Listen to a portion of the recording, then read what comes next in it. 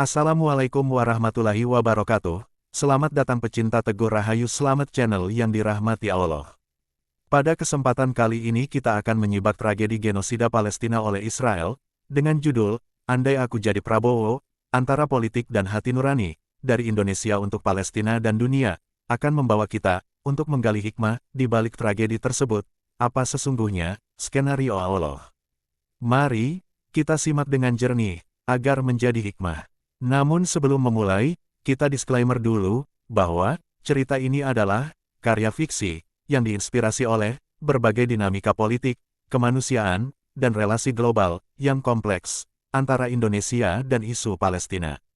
Nama tokoh, tempat, dan kejadian, ditulis dengan pendekatan dramatis, dan literer, semata, untuk membangun empati dan kesadaran, atas isu kemanusiaan yang mendesak. Tidak ada maksud untuk mencemarkan, nama baik tokoh nyata, lembaga, atau negara manapun. Segala interpretasi adalah tanggung jawab penyimak, bukan penulis. Jika terdapat kemiripan dengan kenyataan, hal tersebut semata bersifat kebetulan dan bukan bentuk representasi faktual. Semoga kisah ini jadi cermin bagi kita semua, bahwa kekuasaan sejati adalah kekuasaan yang mampu merangkul nurani, menyatukan akal dan doa, dalam bingkai kasih sayang antar umat manusia. Terima kasih. Selamat menyimak. Judul, Andai Aku Jadi Prabowo, Menyulam Politik, Hati Nurani dan Doa, dari Indonesia untuk Palestina, dan Dunia. Bagian 1. Operasi Sunyi, Evakuasi 1000 Nyawa dan Teka-teki Diplomasi. Pesawat Kepresidenan dan Misi Rahasia. Pukul 1 dini hari, langit lanut Halim Perdana Kusuma temaram di sinai lampu-lampu runway. Di ujung landasan, pesawat Kepresidenan PKRD bersiap lepas landas membawa satu misi kemanusiaan paling ambisius dalam sejarah Republik ini, mengevakuasi 1000 warga Gaza ke Indonesia. Di dalam kabin, Presiden Prabowo Subianto duduk bersila, tangannya menggenggam erat tasbih hitam. Wajahnya tegang. Di sekelilingnya, Menlu Sugiono dan Seskap Teddy Indrawijaya menyimak briefing dari intelijen diplomatik. 5 negara akan dikunjungi, UEA, Turki, Mesir, Qatar, dan Yordania. Tujuannya, mendapatkan restu, bukan hanya logistik, tapi juga politik. Namun, misi ini tak semulus niatnya. Mereka harus pulih dan kembali ke tanah Gaza. Bukan mengungsi selamanya, tegas Prabowo saat memberi perintah. Tapi benarkah itu akan terjadi? Bagian 2, Intrik Timur Tengah dan Diplomasi yang Terbelah. Sementara pesawat mengangkasa, Buya Khalid Abbas, seorang ulama karismatik dan wakil ketua MUI, memandang televisi di ruang kerjanya. Siaran langsung menyebut Prabowo sedang dalam misi kemanusiaan. Tapi bagi Buya Khalid, misi ini menyimpan teka-teki. Untuk apa ikut mendukung agenda pengosongan Gaza? Gumamnya sambil menulis catatan kecil. Baginya, sejarah adalah guru yang keras. Yerusalem dulunya Palestina. Sekarang, ia berhenti sejenak. Matanya berkaca-kaca. Gaza akan menyusul jika kita lengah. Ia pun menggelar rapat terbatas dengan Dewan Syuro. Negara kita tak boleh jadi alat tipu daya Israel dan Amerika. Relokasi kemanusiaan bisa saja menjadi langkah awal pendudukan permanen. Dalil penguat, wahai orang-orang yang beriman, jika datang kepadamu orang fasik membawa suatu berita, maka periksalah dengan teliti. Al-Hujurat 6. Bagian 3, Prabowo dan Dilema Negara Non-Blok. Di Abu Dhabi, jam digital menunjukkan pukul 6 waktu setempat. Prabowo turun dari pesawat dengan jas coklat khas militernya. Di balik pertemuan dengan putra mahkota UEA, ada ketegangan diplomatik. Ia sadar, semua negara yang dikunjunginya punya hubungan, baik diam-diam maupun terbuka, dengan Israel. Sugiono berbisik, "Pak, ini wilayah abu-abu. Mereka bisa mendukung di depan kamera, tapi membatalkan di meja belakang." Prabowo menjawab, "Kalau kita tidak bergerak, kita akan dituduh hanya bisa mengutuk. Tapi jika kita bergerak, kita bisa jadi pion. Itu risikonya. Kalau bukan kita yang ambil peran, siapa lagi? Indonesia ini negeri muslim terbesar. Dan kita netral," katanya, setengah meyakinkan dirinya sendiri. Bagian 4, Fatwa dan Suara Jalanan. Sementara itu di Jakarta, suara protes mulai menggema. Para mahasiswa dari Aliansi Rakyat Palestina menuntut kejelasan rencana evakuasi. Mereka berdemo di depan kantor Kemlu dengan poster, "Selamatkan Gaza" di tempatnya. Di tempat berbeda, Buya Khalid berdiri di mimbar Masjid Al-Azhar. Jamaah membludak, suaranya lantang. Kalau alasan evakuasi adalah trauma dan luka, kenapa tidak dirawat di rumah sakit lapangan di Gaza? Mengapa harus dibawa ke ujung dunia? Ingatlah, jangan sampai bangsa ini diperdaya. Penjajah itu 1001 tipu dayanya. Dalil penguat, dan janganlah kamu cenderung kepada orang-orang yang zalim yang menyebabkan kamu disentuh api neraka. Quran Surat Hud, 113. Bagian 5, KRI dan Ketegangan Laut Merah. KRI Dr. Rajiman Wediodiningrat sudah berbulan-bulan bersandar di El Arish, Mesir. Sebuah rumah sakit terapung yang jadi simbol kemanusiaan Indonesia. Di dalamnya, Letkol Dr. Aji dan tim medis TNI berjibaku menyelamatkan anak-anak yang hancur tubuhnya oleh bom fosfor. Setiap malam kami ditembaki, Pak. Tapi anak-anak ini tetap bertahan hidup. Kalau mereka bisa, kami pun tak boleh menyerah, lapornya melalui video call ke Presiden. Prabowo terdiam, tangannya mengepal. Mereka bukan angka, mereka manusia. Anak-anak itu bukan pion. Bagian 6, antara nurani dan strategi. Di tengah jalan antara Kairo dan Amman, Prabowo berjumpa dengan Raja Abdullah II. Pembicaraan berlangsung tertutup, tapi sumber diplomatik menyebutkan, ada tekanan halus agar Indonesia tidak terlalu jauh masuk ke dalam konflik Gaza. Di malam sunyi itu, Prabowo menulis sendiri catatan pribadinya. Jika kami salah langkah, bangsa ini bisa dianggap berkolusi. Tapi jika kami tak melangkah, 1000 nyawa akan terus menjadi statistik di bawah puing-puing. Ia pun berkontemplasi dengan ayat. Dalil penguat, barang siapa yang menyelamatkan 1 nyawa, seakan-akan ia telah menyelamatkan seluruh umat manusia. Al-Maidah, 32.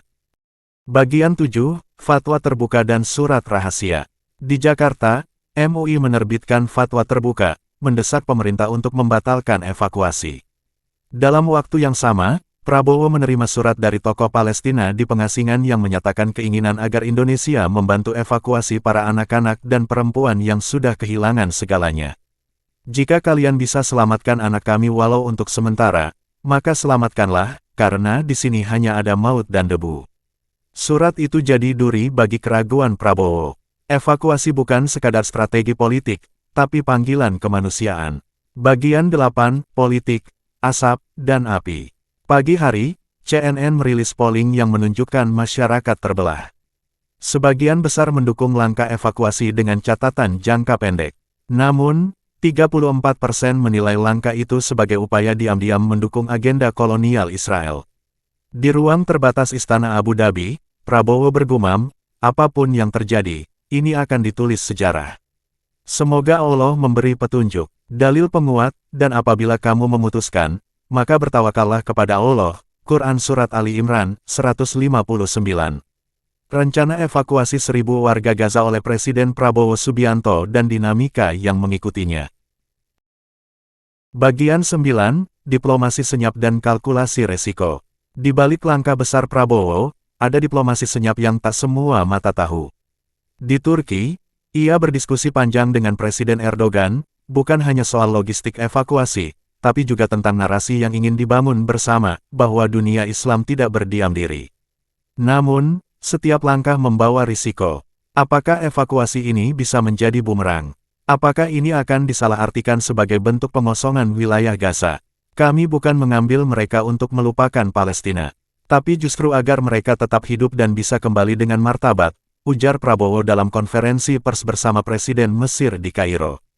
Bagian 10, Dilema Misi Kemanusiaan dan Kecurigaan Politik. Buya Anwar Abbas, mewakili MUI, menyuarakan keprihatinan. Kami khawatir, jika Gaza dikosongkan, maka Israel akan lebih mudah menancapkan penjajahannya. Jangan sampai kita malah membantu agenda itu secara tak sadar. Pernyataan ini menimbulkan perdebatan. Di media sosial, netizen terpecah dua. Sebagian menganggap kritik itu perlu, sebagai kontrol rakyat. Namun, tak sedikit pula yang merasa bahwa Indonesia harus lebih berani dan tidak selalu curiga pada niat baik. Bagian 11, Komisi DPR dan Simpul Dukungan. Dari Parlemen, dukungan mengalir. Ketua Komisi DPR menyatakan, Indonesia bukan sedang mengevakuasi untuk menjauhkan mereka dari tanahnya, tetapi justru menyelamatkan generasi muda Palestina agar kelak dapat kembali membela negerinya. Tak hanya itu, DPR juga membuka opsi untuk menyiapkan rumah sakit darurat, asrama khusus, dan sekolah berbasis trauma healing bekerja sama dengan berbagai lembaga internasional. Bagian 12, ketika hati rakyat bicara. Di tengah gegap gempita politik, suara rakyat kecil menggema. Seorang ibu rumah tangga di Solo menangis saat diwawancarai. Kalau saya punya kamar kosong, saya izinkan anak-anak Gaza itu tinggal. Asal mereka bisa tersenyum lagi. Sementara itu, anak-anak Indonesia menggambar bendera Palestina, mengirim doa lewat surat yang dikumpulkan sekolah mereka. Narasi kemanusiaan menyatu dengan empati rakyat. Dan di balik seluruh dinamika ini, satu hal jadi jelas, Indonesia sedang mencoba menyeimbangkan antara diplomasi, kemanusiaan, dan prinsip perjuangan. Bagian 13, saat nurani bicara, politik harus tunduk. Andai aku jadi Prabowo, mungkin aku tak akan bisa tidur nyenyak membayangkan anak-anak Gaza yang menangis di antara reruntuhan. Tapi aku tahu, dunia tak berubah hanya dengan air mata. Dunia berubah dengan keputusan yang berani, yang lahir dari pertarungan antara nalar strategi dan jeritan nurani. Aku tahu, setiap langkahku akan diukur, akan dituduh, akan dihitung sebagai pencitraan. Tapi apakah aku harus berhenti karena takut dicibir? Bukankah lebih hina menjadi pemimpin yang diam saat kemanusiaan sedang sekarat? Aku bukan pahlawan, tapi aku tak ingin sejarah mencatat bahwa Indonesia hanya menonton. Bagian 14, dari Indonesia, untuk Palestina, serta dunia. Rencana evakuasi 1.000 warga Gaza bukanlah pengosongan tanah, tapi penyelamatan martabat.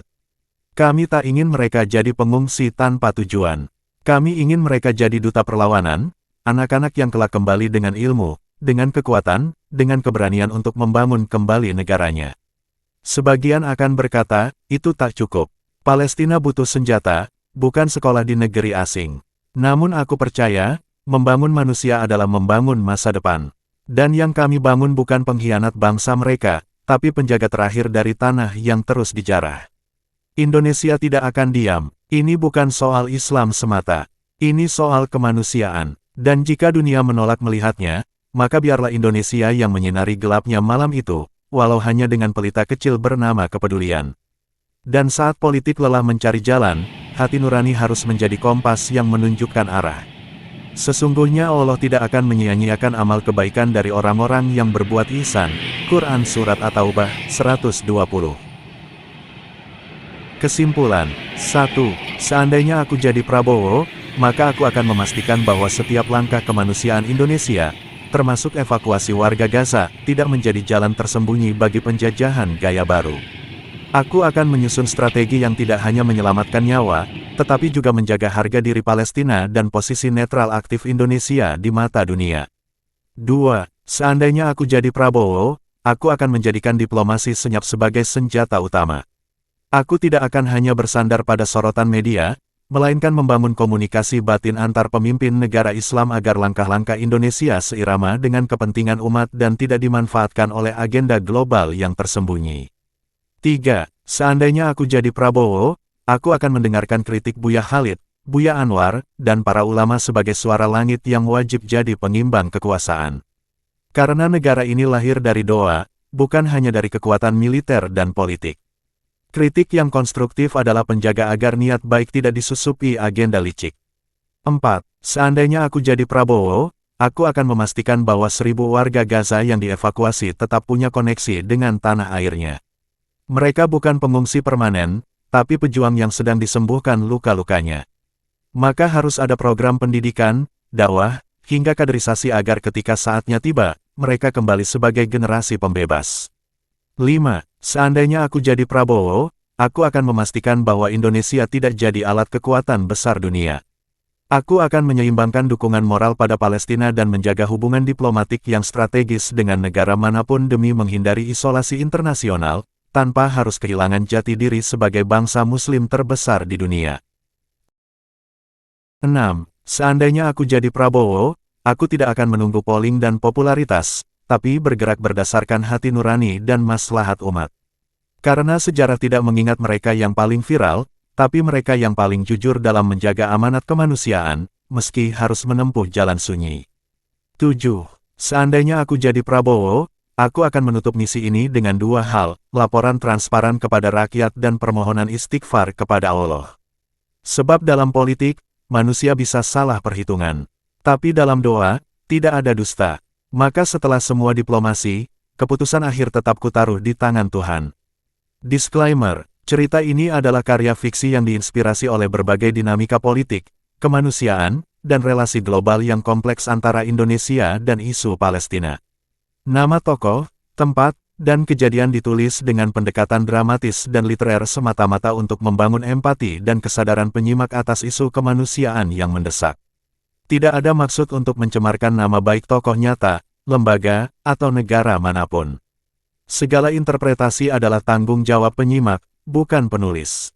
Jika terdapat kemiripan dengan kenyataan, hal tersebut semata-mata bersifat kebetulan dan bukan bentuk representasi faktual. Semoga kisah ini menjadi cermin bagi kita semua, bahwa kekuasaan sejati adalah kekuasaan yang mampu merangkul nurani, menyatukan akal dan doa dalam bingkai kasih sayang antar umat manusia. Terima kasih sudah menyimak, semoga bermanfaat untuk meredam pro dan kontra yang tidak perlu, dan jangan lupa, subscribe, like and share. Wassalamualaikum warahmatullahi wabarakatuh.